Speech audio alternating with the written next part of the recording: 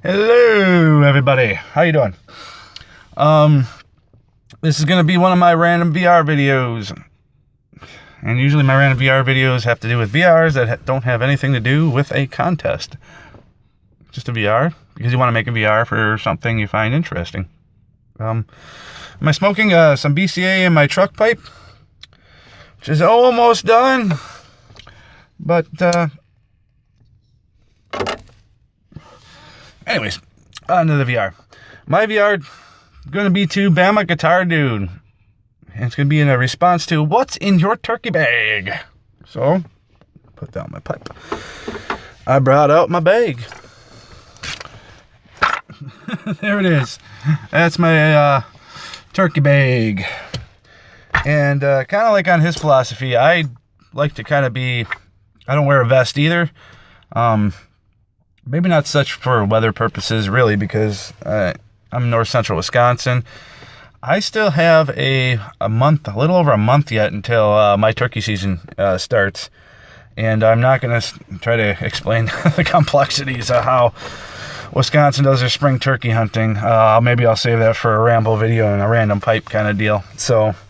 But anyways, I have about a little over a month yet until my week comes up for turkey hunting. And then I have a following week too, because they had extra tags and I managed to snag one.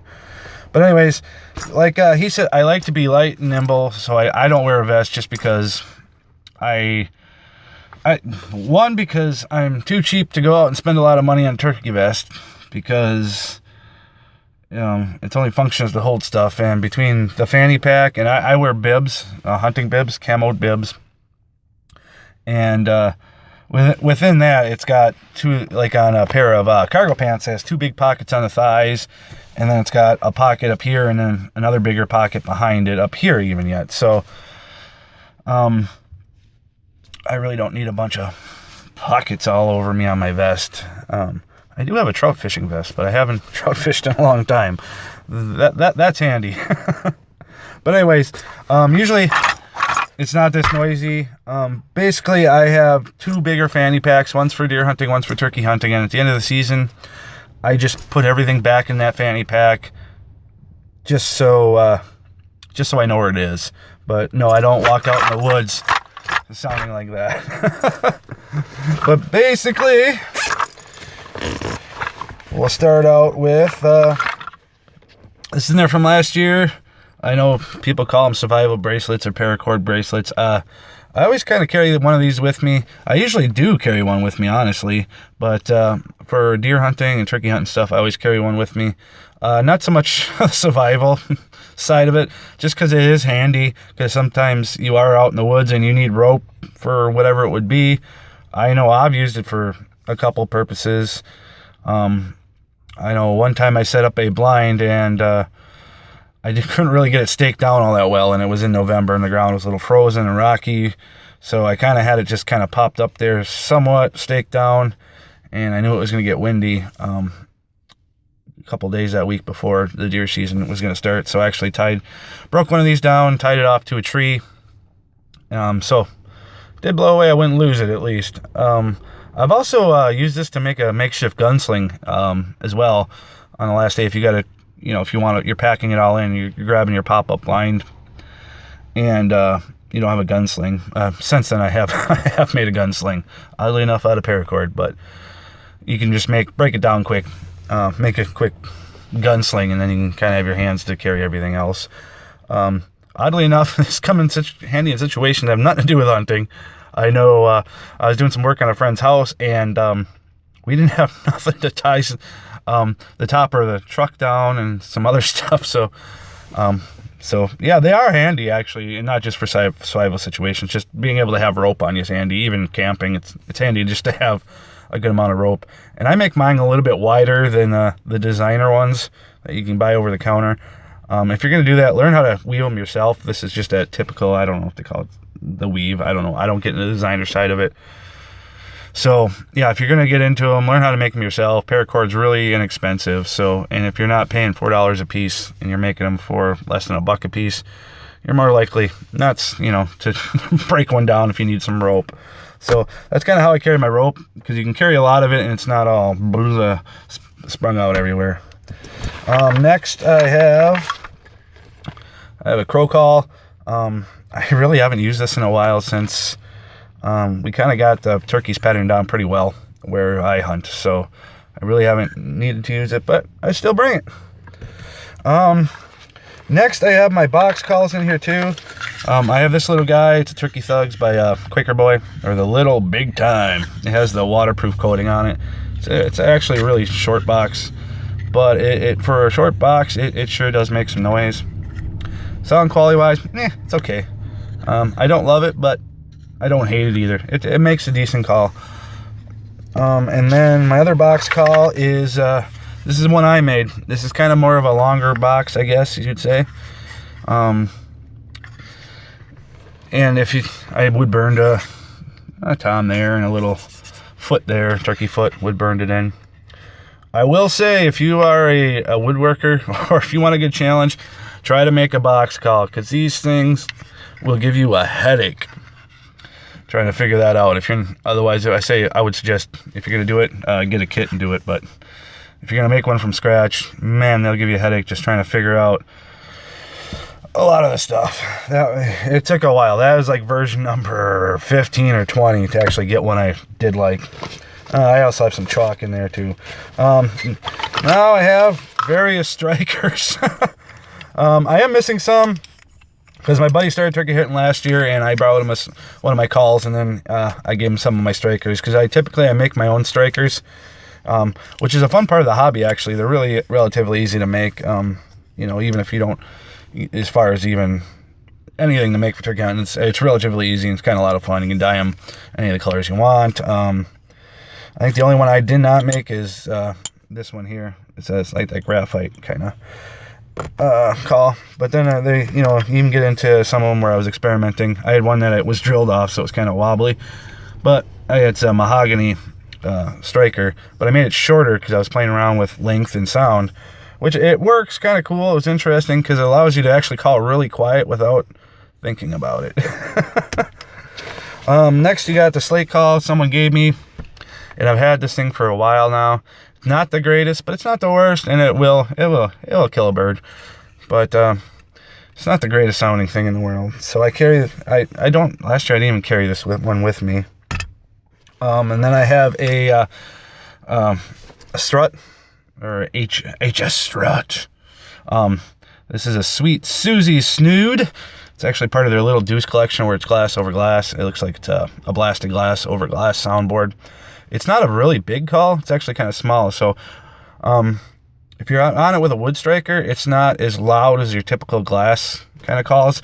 But if you get on it with that the graphite one, then it'll give you that more higher pitch, and it'll really cut through the air or the wind or the noise, if it's a noisy or windy day. So it's not a bad call. Some people like them, some people don't, as far as like the little Deuce ones they make. It seems to work all right. I had no problem with that.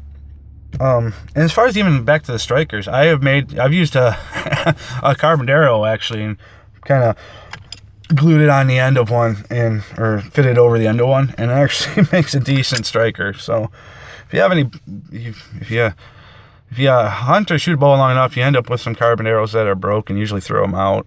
And try making a turkey striker out of them. Sometimes they'll fit right over an existing one if you want one.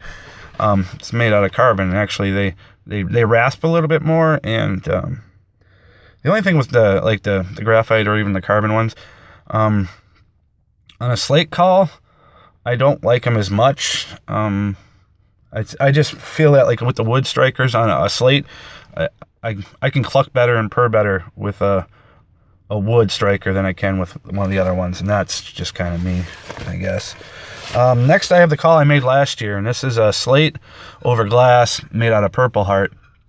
And I only got a chance to use this for one day on the second time I was going out on, because I had a bonus take for another week last year too, so I got lucky. It was the last week of the season that I actually got the bonus take for. And so I only got to go out once with it. And it seemed to work okay. I had a couple of hands come in, but that was the day me and my friend were out, and I was calling, and it calls deer in great. So maybe I'll take this with me bow hunting or gun hunting. So we saw I think we saw 4 or 5 deer that day, and a couple of them were definitely even in bow distance. But I ended up giving it to him because he had some more time for that week to go out, and he didn't get nothing in shooting distance, but he said it worked well, and he's newer to really turkey hunting, so I don't know. Yeah, take it with a grain of salt, but I'm looking forward to using this a little more this year. So that's kind of what I carry. Last year I actually had used a slate call. The one I called him for my friend was from another buddy. He had later weeks, and he said, "Oh, try out this call. It's worked for the last couple of years." And I forget. I don't know if it was made by like Nightingale or whatever, but it was a great call. It was another slate call, which it's hard to beat slate really for a friction pot call. And then I have a little pack over here, which contains my diaphragm calls. And I also got an empty shell from a turkey I probably shot. They're the Primos ones. There's various ones in there. I have never really learned to use these things proficiently, but I don't know why I carry with me. But I think I leave them in here. Just a lot of times I won't even take them with me, but I keep them in here because I know where they are. I never got really good with them or comfortable enough to really go out in the woods with them, whereas I can really kind of count on my other calls. But I keep them around. It doesn't cost me nothing to leave them in there, I guess. So that's my bag. This is really the only thing I strap on to me when I go out there. Like I said, I don't have a vest. I like to be light and nimble, and I don't like extra noise. Actually, a lot of times if I'm doing some stuff where I'm going to be moving around a lot, like the running and gunning kind of thing, which I don't do necessarily a whole lot, or even sometimes if I'm going out by myself in the afternoon, because a lot of times we'll do a call or shooter situation with a couple of my buddies, and usually I end up calling, and basically the rule is whoever has the better shot or whoever gets a better look, take the bird. Doesn't things that are fair or not fair, it's a roll of the dice. Basically, that's how we work it. And but if I'm by myself, usually I don't even bring the fanny pack. Like I said, I utilize the pockets that I have on my bibs. So, which is nice because I have that big one up on top. So there's a bigger pocket behind, so you can slide a call in there, and then the one in front of it, you can actually put the striker in there, and you can usually fit a box call into the thigh pocket. And that's kind of just how I travel, usually if I'm by myself, because you can get down and you can, it's kind of easier, it's hard to explain, but you can get down if you're by a tree or something, and kind of get the shotgun like under your arm and kind of balance on your knee, because your knees are a little bit higher, and then, you kind of hold it there, and you can pull out the slate with this hand, and play with this one, and if they get close, it's nothing just to slide that back in that bigger pocket, and this one in the smaller pocket in front. So that's just, like I said, when I go up by myself, I usually don't even bring the fanny pack along, because I just don't like the extra noise. So mostly morning hunts, I'll bring the bigger bag along, and I separate the calls. Usually I bring the two pot calls with me, and usually one's a slate, and usually the glass one. That the little Susie one, I'll bring that with me. So I bring usually a couple strikers. I'll bring about usually 3. I have a waterproof one somewhere too, floating around, that works really well if it is damp. So I usually bring them. Right now, my favorite striker material I like mahogany. That's just personal preference. I haven't tried hickory, but I'm going to try hickory this year. So maybe we'll spin some up on some hickory. So, but that's really kind of that. So, I guess the only thing I would say is before you go out and buy a bunch of pot calls, try a bunch of different strikers, because I really found the strikers really kind of make a big difference on a different call, different sounds you make. But anyways, that's my VR to Bamagtrdude. That's what's in my gobble stalker bag. I don't know if any of the guys in the pipe community do turkey hunt, but it would be cool to see what's in your bag or your vest or what you guys like doing. So I believe Jeremy Larson does turkey hunt. If any of you guys do go around chasing some thunder chickens, make a VR, and would love to see what's in your bag and what you think. Otherwise, have a great day.